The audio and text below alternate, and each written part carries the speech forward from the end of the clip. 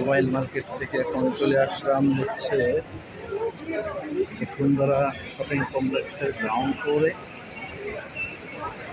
দেখতে পাচ্ছেন যেখানে প্রচুর মানুষজন,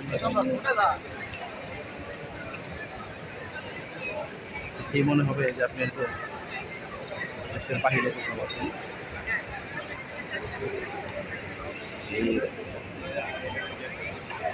আমি এখন যাব চারতলাতে, এক বড় ভাই আছে, ওনার সাথে দেখা করার জন্য আসছি। ফার্স্টে একটু ঘুরিয়ে দেখায় তাহলে দেখতে পাবো।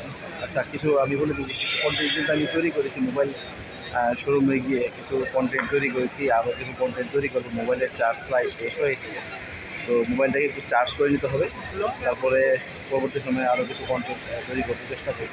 আর কিছু কন্টেন্ট তৈরি করার জন্য আপনাদেরকে দেখানোর জন্য, প্রায় সম্পর্কে জানার জন্য। তো আসলে আমি জানি না, আমার কাছে মনে হচ্ছে যে মোবাইল শোরুমের যে সমস্ত ভাইবেরা তারা মানে সেলসম্যান আছেন, তারা একটু কেন জানি মানে আনইজি ফিল করে।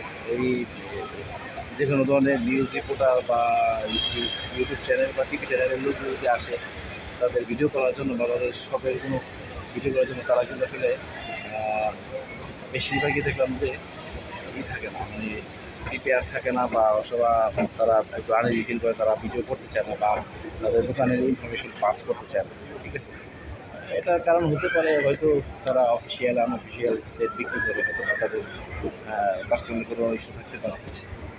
যাই হোক, এখন আমি গ্রাউন্ড ফ্লোর থেকে উপরে ফ্লোরে যাচ্ছি। তো ওখানে বড় ভাই আছে, ওনার সাথে দেখা করবো, তারপরে মোবাইলটা চার্জ করবো, ওনার সাথে বসে চাটা খেয়ে তারপর আবার চেষ্টা করবো আরও কিছু ব্লগ তৈরি করার জন্য। এখানে কিন্তু অনেক সুন্দর করে দেখেন সাত কাহন লিখে দিয়েছে, সাত কাহন, এবং এখানে কিন্তু করে নিয়েছে ছবি ভিডিও তৈরি করেছিলাম যখন আমি প্রথম মার্কেটিংয়ের জন্য বসুন্ধরা শপিং কমপ্লেক্সে আসি। তো গ্রাউন্ড ফ্লোর থেকে শুরু করে এখন কিন্তু যেখানে যাচ্ছি, এটা হচ্ছে যে এখানে কিন্তু আপনার গার্মেন্টস শপ, মানে কাপড়ের দোকান বেশি, এখানে সবগুলো এই কাপড় প্রোডাক্টের যে দোকান, জুয়েলারি। কিন্তু এখানে এরপরে কিন্তু আমি মোবাইলের দোকান পাবেন না। আমি কত ঘুরে আসলাম, আমাকে কত ঘুরে আসলাম। আমি এখন দিকে যাই, স্ট্যান্ডটা করে একসাথে মোবাইল ধরতে বসতে। মোবাইলের চার্জ প্রায় শেষ, মোবাইলটাকে আবার চার্জ করতে হবে, যেতে হবে চারতলাতে। সেখানে গিয়ে বড় ভাষার সাথে দেখা করবো, তখন এই মোবাইলটা চার্জ দেবো, তখন এই ভিডিওটা স্টপ করে মোবাইলটা রাখতে পারি। আরও একটা ফ্লোরে চলে আসলাম, এটা নিয়ে কিন্তু অনেক বিদেশি শাড়ির দোকান আছে, যে এদিকে শাড়ির গোডাউন, তারা বিয়ে শাড়ি করে তারা অবশ্যই শাড়ি নেওয়ার জন্য এখানে আসবে। ঠিক আছে, তো এখন যেহেতু ভর্তি, তো এখন মানুষজন কম থাকে। তাই বলো যে মুর্শিদাবাদ দেখা যেতে চ্যালেঞ্জ দেখা যায়, কিন্তু কত করে আসলাম নাম্বার না দেখলে বুঝতে পারবো না। এটা হচ্ছে সেকেন্ড ফ্লোর। আচ্ছা, 2 নম্বর লিফটে আসছি, এখন যাচ্ছি 3 নম্বর ফ্লোরে। বিশাল বড় শপিং মল, বিশাল বড় শপিং মল, হাজার হাজার দোকান, আর বিভিন্ন ভ্যারাইটিস দোকান, কাপড়ের দোকান, মোবাইলের দোকান, গ্রোসারি, গোল্ডের শপ।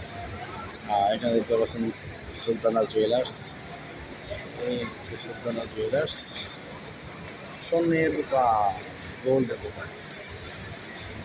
তো তাই আমরা একটু মিস করবো।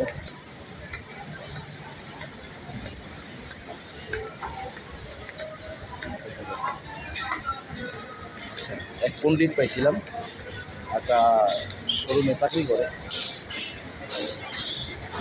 সেই পণ্ডিত আমাকে জ্ঞান দেওয়ার চেষ্টা করলো ইউটিউব সম্পর্কে।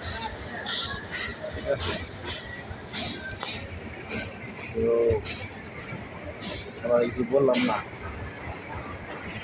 এবং পাগল ছাগল বললাম না। ইউটিউব বেসিক্যালি মানুষ যখন ইউটিউব তৈরি করে তখন শখের বসেই তৈরি করে। একটা পর্যায়ে গিয়ে তারা দেখা যাচ্ছে সেখান থেকে রেভিনিউ পায় বা তারা একটা আর্নিং সোর্স তৈরি করে। ঠিক আছে, না আমি তো লেভেল 6-এ চলে আসলে, আমাদের লেভেল 4-এ যাওয়ার কথা ছিল। আপনার সাথে কথা বলতে বলতে আমি লেভেল 6-এ চলে এসেছি। আমাকে যেতে হবে লেভেল 4-এ। এই জন্য বলতেছি তো আমি কেন উপরে চলে আসলাম। আচ্ছা, এখানে তো শুধু ওঠার সিঁড়ি, নামার সিঁড়ি তো থাকে, আমাকে নামার সিঁড়ি খুঁজতে হবে।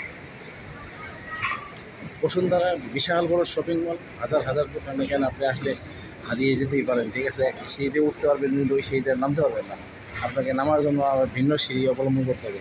এছাড়া তো ক্যাপসুল লিফট রয়েছে ক্লাস করা, সেটাতেও করতে পারেন। তবে আমি মোটামুটি চিনি বসুন্ধরা সিটি। কত সালে চেনা হয়েছে বসুন্ধরা সিটিতে? আমি প্রথম আসছি 2008 সালে। শ্রদ্ধেয় বড় ভাই আবির ভাই ছিল, উনি আমাকে প্রথম বসুন্ধরা শপিং কমপ্লেক্সে নিয়ে আসে 2008 সালে। ঠিক আছে, তখন আমি ঢাকায় ভালো মতো চিনি না, ঢাকা ভালো মতো চলাফেরা করতে পারি না।